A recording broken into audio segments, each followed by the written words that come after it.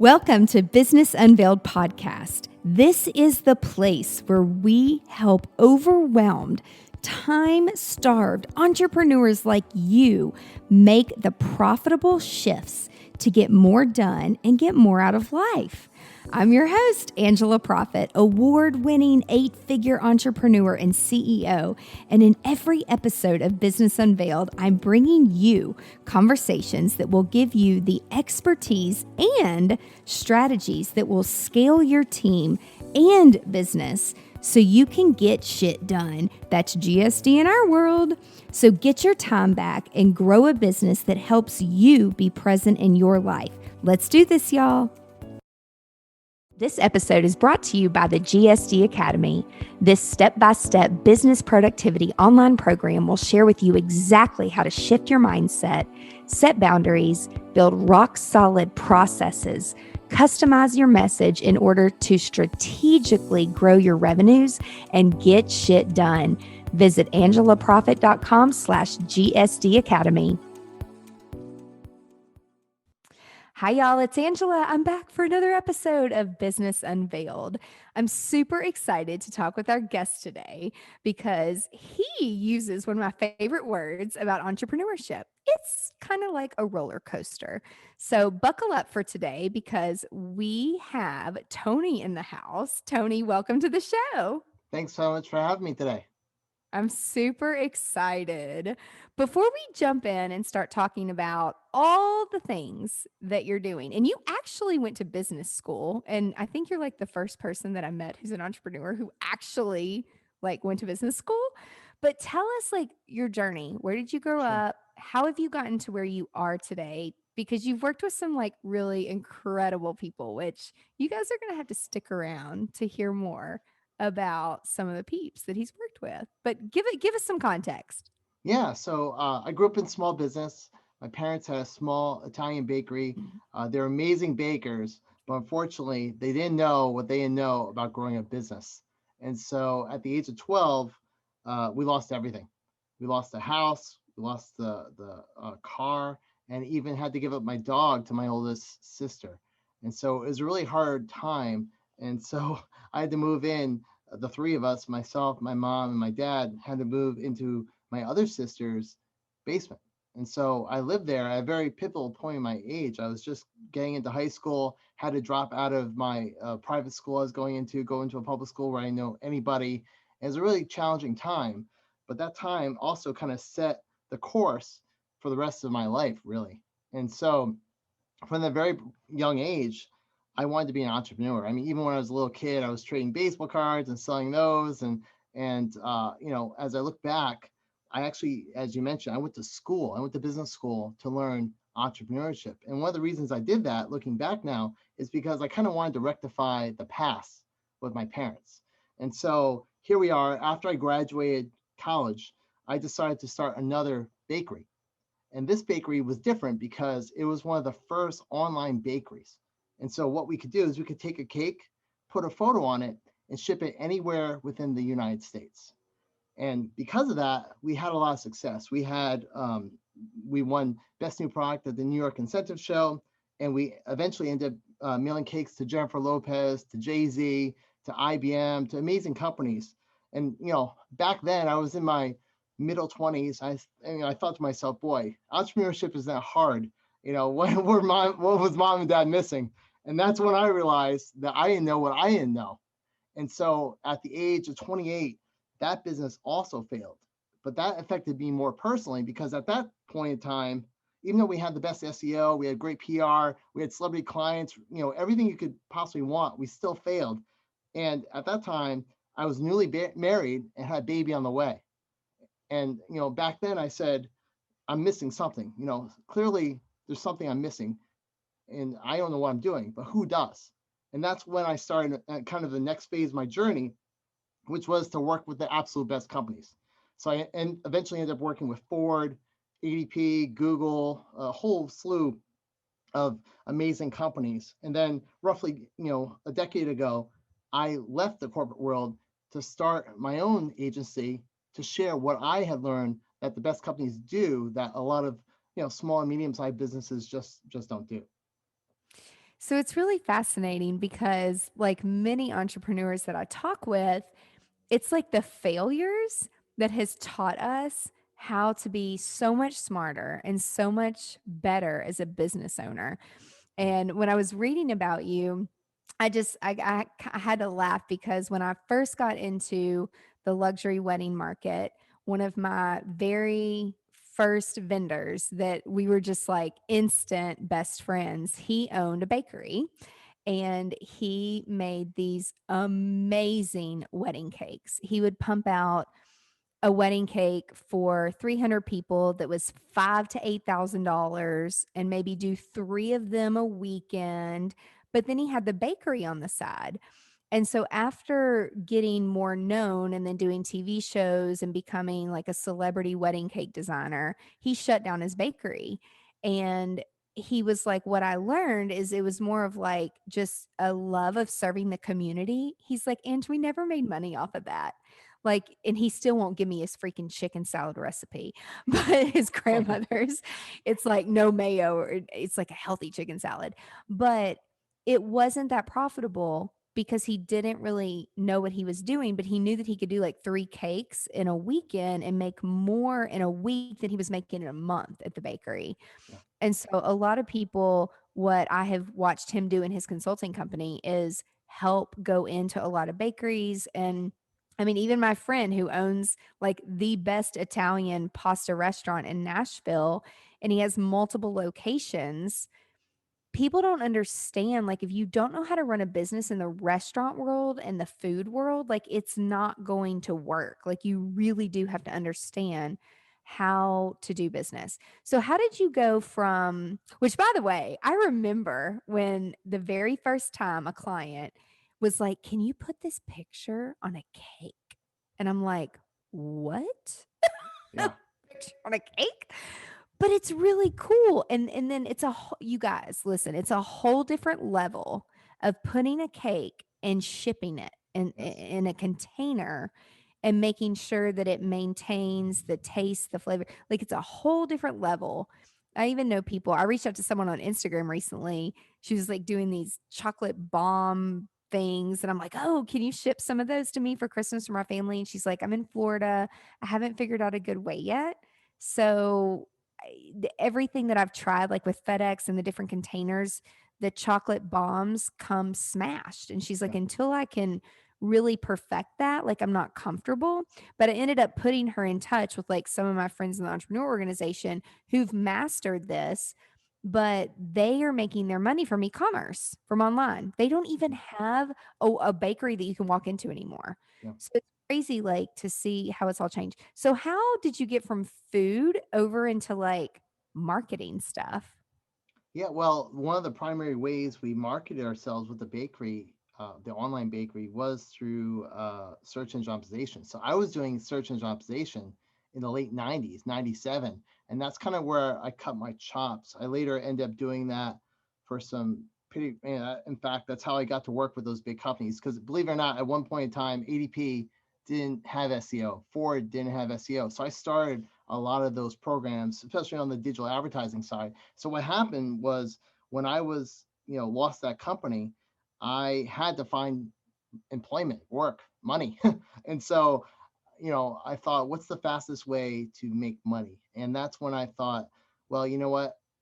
Let's go into sales. And the first job I got was in automotive sales, which I thought was really interesting because that kind of led me to the rest of my career because I got a job selling cars. And then in the meantime, because that wasn't my passion, I love cars, I love automotive, but that wasn't my passion. I really wanted to stick down the marketing track because that's really what I loved, even back in college. And so I started looking for jobs, and I was looking for a job in all things SEO. And believe it or not, nobody hired me back then because no one had a position. And then on the flip side, there was one company in Rhode Island that had a need for SEO, and I was the only one they could find.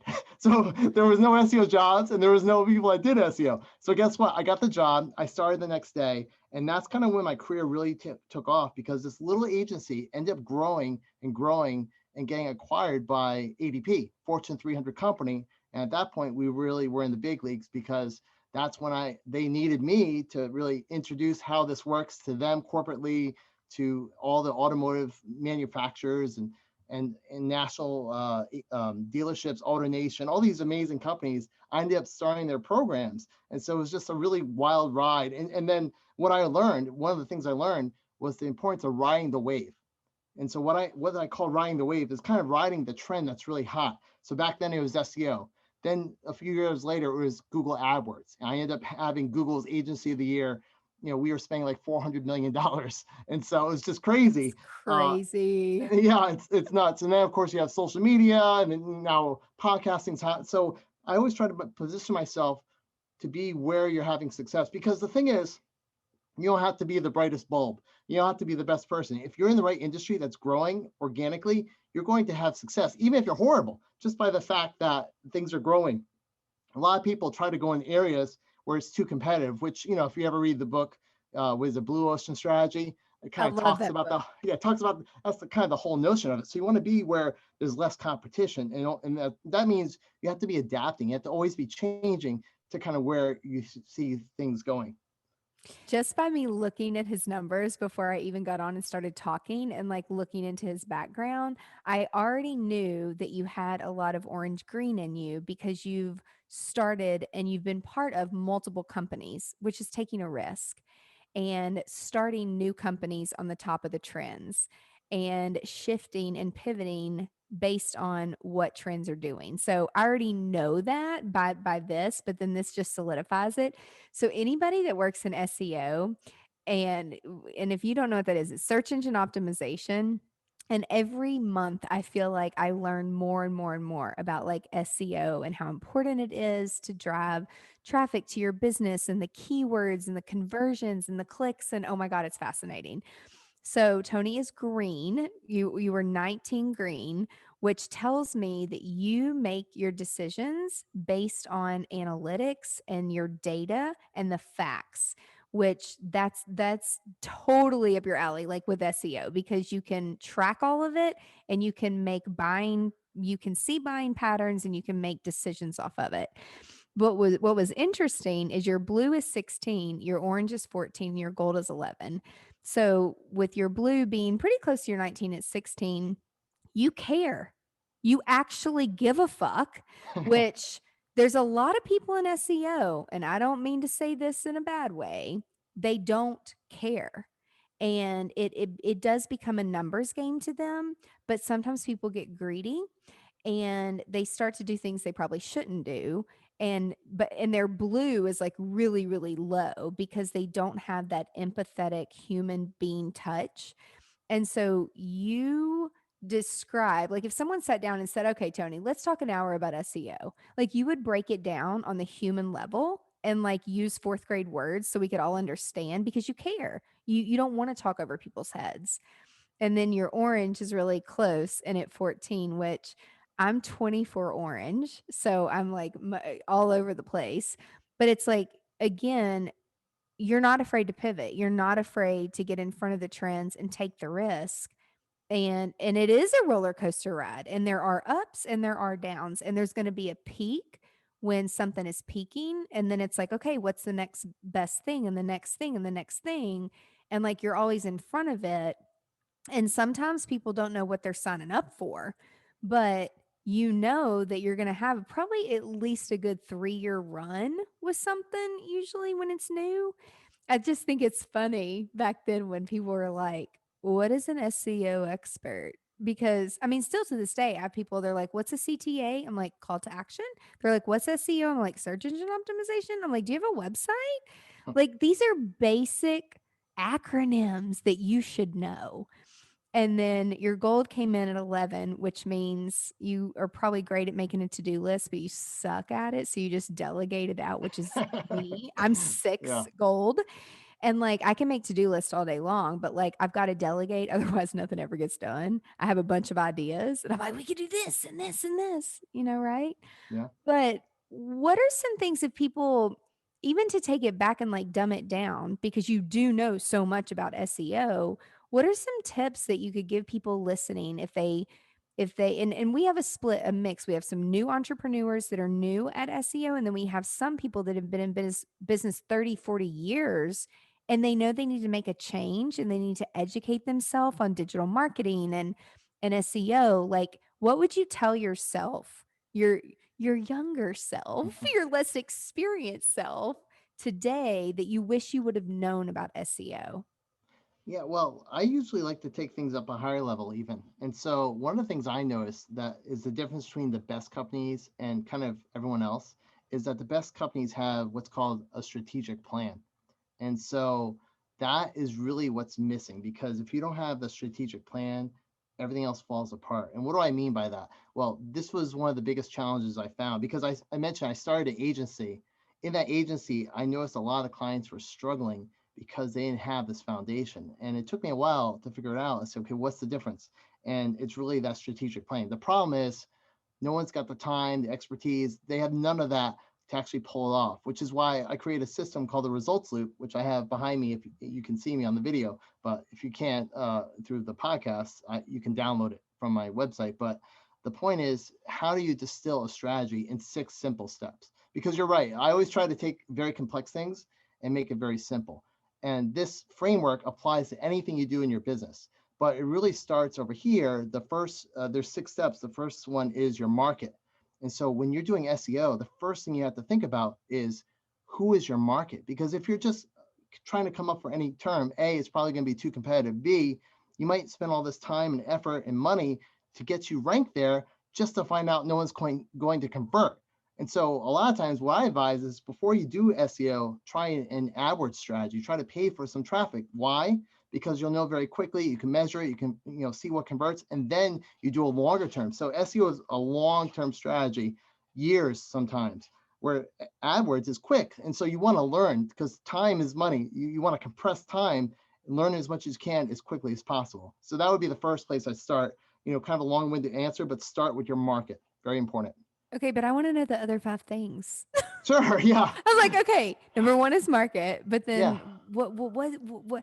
Because I can't, I'm gonna have to like go download it. But I'm like, ooh, what are these words on this circle? I'm very visually stimulated, so when I see like a model, I'm like, okay, what is that? What does it mean? Yeah, well, what I did was, and you can see it on my behind me, it's on a blackboard, because I made this. I'm a big whiteboarder, so I turned this into a printable kind of whiteboard where I can write on it. So I can literally do strategic planning on it, and it can be very simple. For instance, I took my daughter, she's a Girl Scout, and I took her through this process. Being in from Tennessee, I think that they were foreign there, right? So I use this to teach strategic planning, believe it or not, to Girl Scouts, because nowadays Girl Scouts, one of the things they have to do to get a badge is learn how to do a business plan.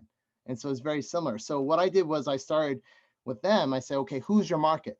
Well, mom and dad, I got the neighbors, I got, the grocery store. So we defined the different markets. The next step is to say, okay, what are your offerings? And the offerings are your products and your services. And so for them, I broke it down and say, okay, what's your most popular cookie? Thin Mints. Is it Thin Mints? Thin Mints, I yes. got it right. Yep. And number 2 is Samoas. But this is a very practical thing, even for the Girl Scouts. So, because when you go and you sell, you go to door and you sell it, which one should you lead with? You should lead with the Thin Mints. And then you might want to upsell them Samoa. So there's a reason behind it. And so this same practice would go into SEO. You want to make sure you're focused on the products and services that are making the most money, have the most profit, have the most volume, have some kind of rationale behind the search engine optimization. So that's step number 2. Step number 3 is your value.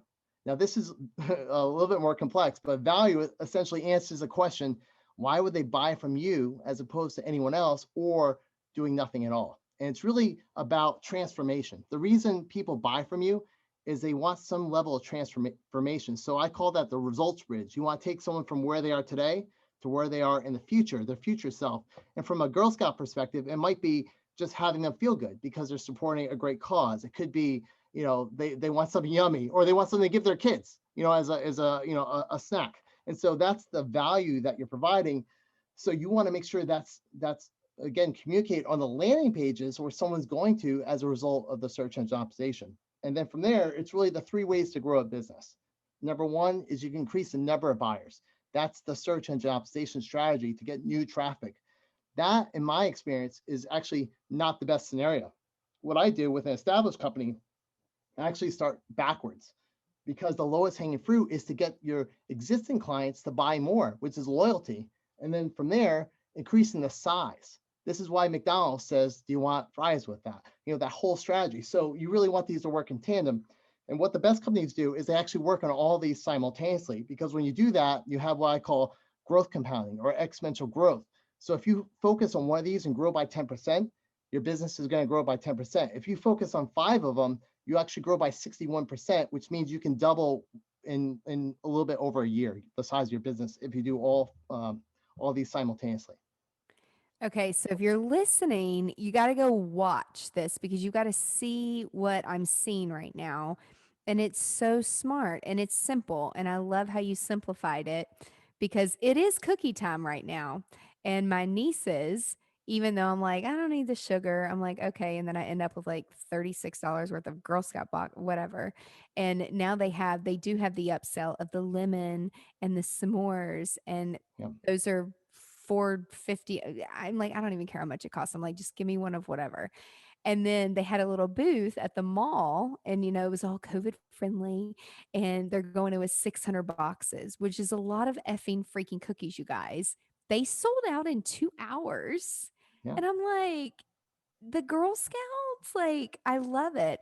I'm actually part of a new initiative. One of my business partners started. She used to work with the Girl Scouts and do all their programming, and she came up with it's a nonprofit called Notably Her. And so it's for the Girl Scouts. I don't remember, like, I think it's like Daisy, Brownie, Girl Scout. But then when the Girl Scouts get to be about 16 or 17 years old and they're out of cookie phase, it's like they just kind of drop off. Like there's nowhere for them to go. Mm. And so they created this entrepreneurship program, which I'm going to tell her about you because you would be a phenomenal speaker for Notably Her Oh, to thank you. teach these girls about the business side of things. But the thing that Girl Scouts is known for is cookies, but they also know from a business perspective that it's not smart to put all your eggs in one basket. And so they're starting to like branch out and do different programming to help girls once they are like past that 16, 17-year-old and how to be a business person and how to get a scholarship through Girl Scouts for business entrepreneurship. So I love that you use that because it's like so fresh on my mind with that program recently. And I mean, it makes so much sense. And as a small business owner, like I would say I was 10 years in before I understood or did any of this because no one ever guided me or taught me. And this was way before like podcast and YouTube, and it was cool to have like a consultant and a coach and everybody was sharing. But this stuff, like if you're a newer entrepreneur, you want to do this, like go through this. And if you're not new and you've been around forever and you haven't gone through all this, to think about like you said the value and what you're doing, it's a great simple way to like break down the SEO.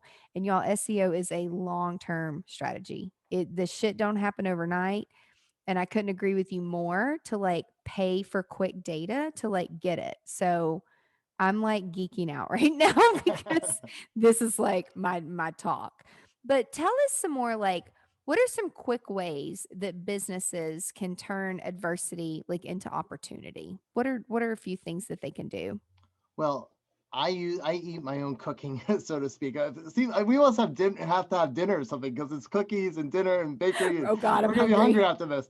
But I use my own system here to pivot myself. So with my agency, I actually did a lot in travel and weddings and events. I worked with some of the biggest brands in weddings actually, and a lot of those were challenged, which affected my business. And so I looked at my own, kind of self and said, okay, how do I pivot? And I went exactly through this process to say, okay, what market's hot? What value can I bring? And what I discovered of all things, we're on a podcast, but what I noticed is podcast is gee whiz taking off. And so what I did was actually started a software company with the intent to go into a new market, kind of explore something new, but really to prove this model. Because as I built this, as I mentioned, I had an agency Then I started a training company consultancy to teach this system, but I realized it wasn't getting as traction. And the reason why is I needed a case study. I needed to prove it. And so what I did was I started a software company in November that I'm going to take to over $1 million in less than a year by using these principles. So I thought it'd be kind of fun to do it myself. I've always wanted to have a software company. I've done software before, but not for myself. I made lots of millionaires for other people, not myself. So I said, okay, I'm going to start that. So what I did was I said, okay, the market, podcasting, what do we need? Well, podcasters and guests, interviewees typically don't make any money. And so I started a brand called Castasi, which the mission was to make podcasting profitable for both hosts and their guests. And so I created a whole software system around that. And then I just mentioned the value number. I'm doing joint venture partners. I'm doing affiliate sales. I'm doing a whole bunch of things to drive the number. Size, I have a way to ascend people to different levels. Like there's tiers for the software. And loyalty, there's a lot of hooks in there to keep people into the software so that they'll want to get better and better use out of it. So I kind of took my own system and put it together really in a very quick period of time, just a few months. That's so incredible though. Doesn't it feel good to like, for years I'm like, I've done this for so many people. I never Yeah. really sat back and thought about like doing a brand photo shoot for myself Yeah. or doing videos like for myself to like teach all this stuff. And then it's like we were blessed with COVID, with the time Yes. of like really, and you say something like one of the key takeaways is like slow down to speed up. Yeah. And I feel like that was the opportunity that with the whole pandemic thing, people are like, oh, COVID. I'm like, well, actually for us, like our business is great. Like people need productivity. Yeah. And it also gave us an opportunity to like really slow down so that we could speed up and like slow down and look at the data. And do we really need private clients when we have online sales and we could do this and we could do that? And again, so many people, like you were saying, like podcasts are booming. I just got off of a podcast and the guy was like, hey, I'm new at this. I just started. How do you make money from it? Yeah. Because we're going into year 6. And I'm like, well, there's various strategies from it, but you definitely want to hire a strategist and like a professional or a consultant Yeah. who has, like you said, proven numbers and who've done it to know that it works, because there's a lot of different strategies. And we've changed our strategy over the years based on what we want and what our goals are, but also what our audience is asking for. Yeah. But when you say slow down to speed up, what does that mean to you as an entrepreneur? Yeah, well, it's kind of, I have a kind of interesting story about that. So one of the things I didn't mention was I mentioned I got an entrepreneurship degree. The other degree I got was actually in fine arts. I was a professional violinist. And so, Really? yeah, yeah. And so one of the things I learned when I was with my teacher, world-renowned teacher, recorded for Sony, Carnegie Hall, the whole bit. And, I was learning a difficult violin piece called the Mendelssohn Violin Concerto. And I'm 19 years old and I'm just kind of breezing through the hard stuff and kind of relaxing on the melodic stuff, the fun stuff. And he taught me that lesson back then. Like you have to play the difficult stuff, but you can't just breeze through it. You have to slow down in order to be able to actually speed up. And I use that. I mean, even now I have my violin right over there. And when I want to take a mental break, I go and pick it up and I play. But I still have that with me because if you really want to grow quickly, you have to slow down. And so that means having that strategic plan, thinking about what you're going to do. Because so many times people rush into, hey, I want to do SEO, I want to do Facebook, without actually first identifying why they need to do it and what tactics actually are going to work. And a lot of times they don't have success. I mean, how many times have we hired the wrong person, wasted money in advertising? Just, where we are today is a function of, like it or not, the decisions we make. And a lot of times we make poor decisions because we don't think it through, we don't slow down in order to speed up. And sometimes I know myself, I mean, every day there is something where my assistant will ask me, do you want me to do this or this? Well, what do you think? What do you like? And a lot of times, like, they'll split test things. And sometimes, like, I'm just random. And I'm like, yeah, that's fine. Just do that. And then the next day, I'll go back and I'll look at it. Like I did this last night on Instagram. And I'm like, I know I said do that, but don't let me do that again. Like, Yeah. because now looking at the big picture on the grid, it doesn't make sense. But I was so tired and emotionally drained when she asked me that question at 11 o'clock at night, because sometimes we don't get to catch up until 10 or 11 at night. My dog just got out of surgery. Like, I'm emotionally like a mess. And, I'm just like making a decision. And sometimes, like, that's really not the best thing. And so Yeah. sometimes it's better to let somebody else make the decision or let data make that decision for you, so that you're not going back and you're like, oh, maybe I shouldn't do that. And I can't even tell you how many courses I've built where I'm like, this is a good idea. People need this. People need to know this. And then no one buys it. Yeah. And so it's like, that's where I've had to learn, like, before acting, to listen to the audience, poll the audience, ask the audience, have test groups, have beta groups, have case studies. Like, this stuff matters. But I also know that shit's moving so fast in Yeah. this world, especially like with influencer marketing. And I will say that as a more professional business owner now, with 2 decades in, I've learned exactly what you're saying. Slow down, and like, let's think it through. And it's like, from a psychology angle, people have a lot of blind spots because they hire a bunch of people they like because they don't want to be pushed and challenged. But Yeah. you really need all four colors so your blind spots are covered, so that you can build a machine from every angle and you're thinking about it from every angle. So that's like really important. So I also know that again, a lot of people, and I know so badly, especially in hospitality, that COVID has been a really hard thing. But you've taken it to a whole different level. So, like, if there's one thing that you could tell business owners, like, listen, no matter what industry you're in, you need to be doing this thing. Is there something or some type of experience share or advice that you could give people that maybe haven't had the mindset that you and I had, it sounds like, where it's like, okay, we've learned to pivot it, we've embraced it, and we've doubled our revenue, or we've grown over time, which I do think it comes down to the mindset and being surrounded by the right people or listening to the right podcast or the right YouTube videos. But what's the one thing that they're probably not thinking of that you would tell them to do? Yeah. Well, I think you have to not put your head in the sand. Most people tend to do that. Like, they want to pretend that things are going to go back to the way they were, and that is very unlikely. And so I think you have to get out of your comfort zone and explore other areas. Now, if you're profitable and you're growing, fine. But if you're not, you have to, again, pivot. It's used so much. We can use the word adapt, but either way, you have to change, because if you don't change, you're going to be stuck. And also, I would encourage you to look at what business you're really in, right? So you may not be, I mean, years ago, you had the railroads, they were dominating, right?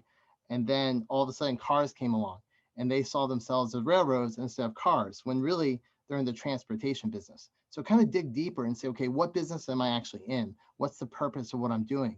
You're seeing this with, yoga studios did this really well. A lot of times, they're struggling. People aren't going in there, but they realize that they're about really making people, healthier and have a better mindset.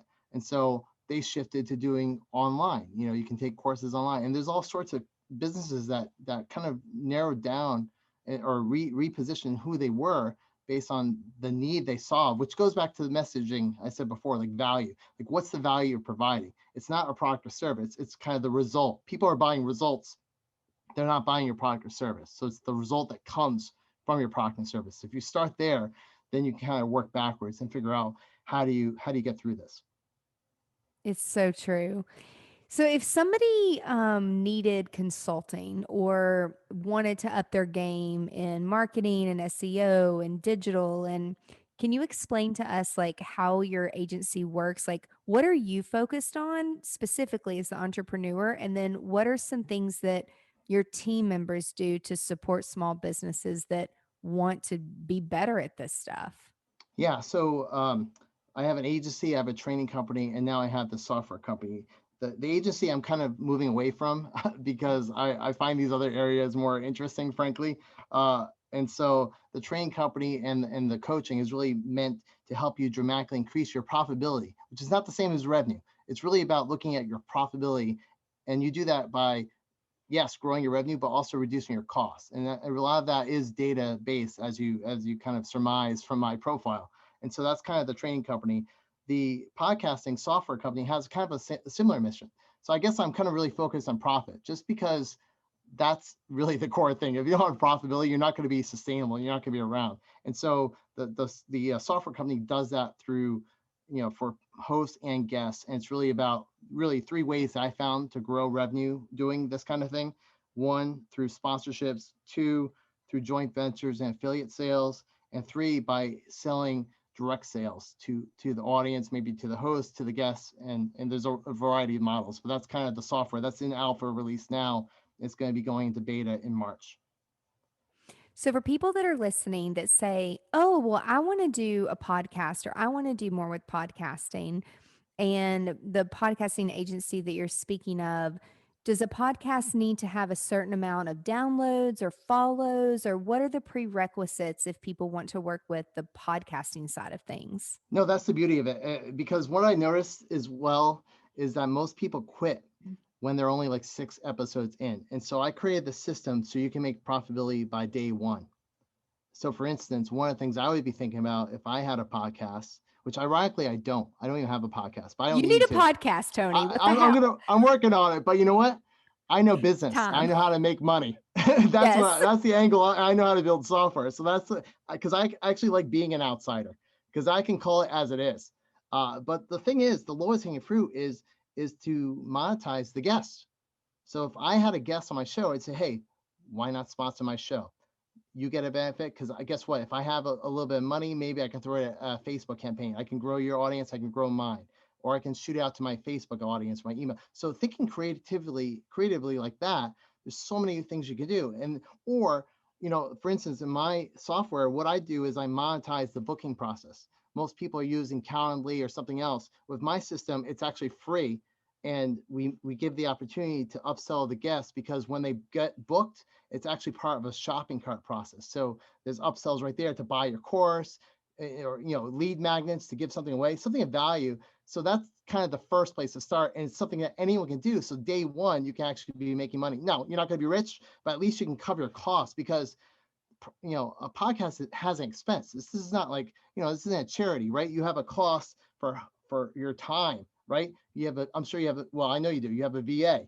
You have the An distribution. editor. Yeah, editor, the distribution. So A you want designer. exactly. So why not at least break even? And so a lot of times you can do that just by leveraging the guests. That's a place. There's so much you can do beyond that, but that's just kind of one example of what the software does.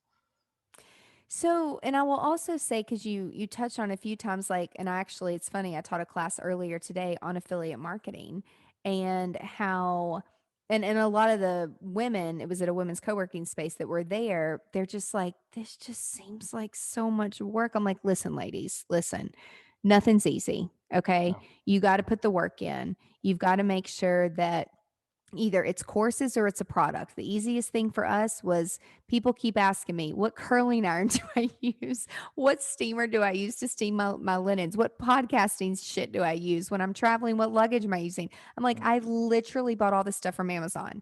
So we became an Amazon Yeah. affiliate, which is like the easiest program. And they're like, can anybody do that? I'm like, I think so. But like from a business perspective, I think you should still like have an EIN and a small, I mean, you Yeah. still have to pay taxes on that commission Yeah. every year, but then it's just not, oh, here's my affiliate link, go use it. You actually have to build it into your content strategy consistently to let people know about it. Yeah. And then I had other people that asked, like, well, I want to start my own affiliate program.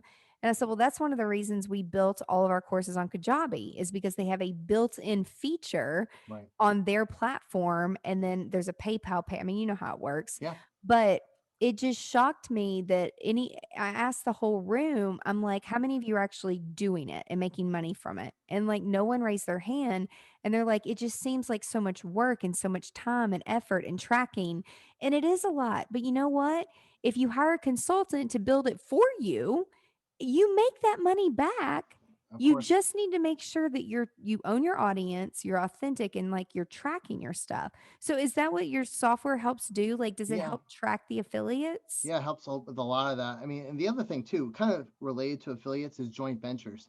What people Yes. don't realize, the way the biggest companies grow. So when I actually did a joint venture with Google and with Ford Motor Company, and that was how we grew. And so when I had that $400 million agency, it was by joint ventures through partnerships. And that's how big companies work.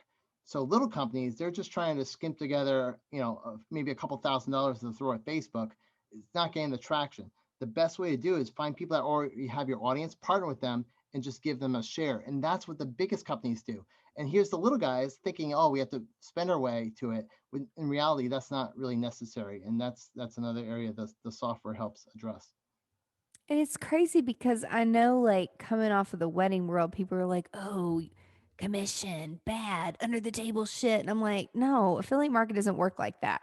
If I pay money to go through a course and I love it, why would I not become an affiliate, tell everybody else about it, and make money off of it? Like, there's nothing wrong with that because I invested in myself.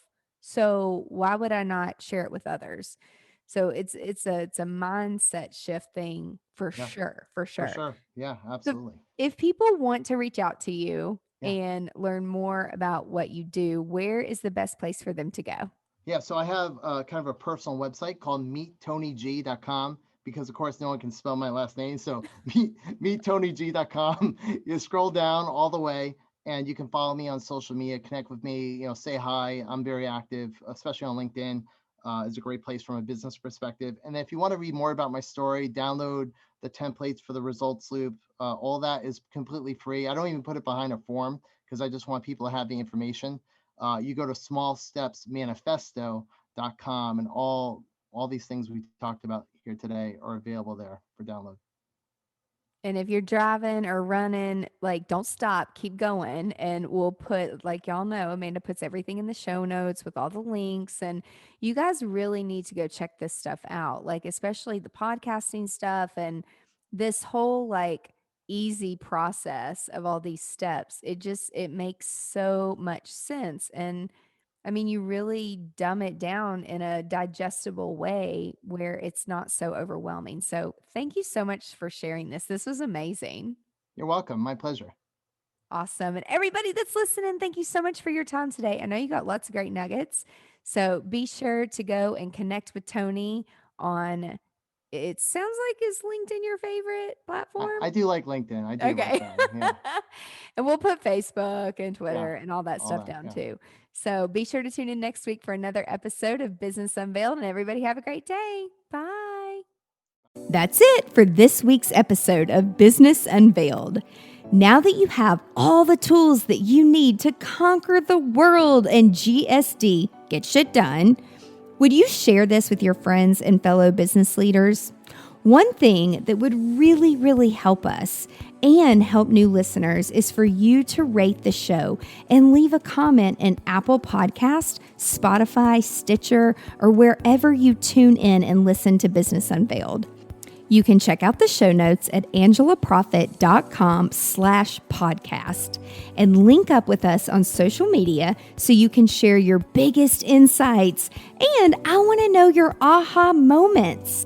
Until next week, remember, the profitable shifts and structures you're creating in your business help you be more present in your life. So get out there and GSD.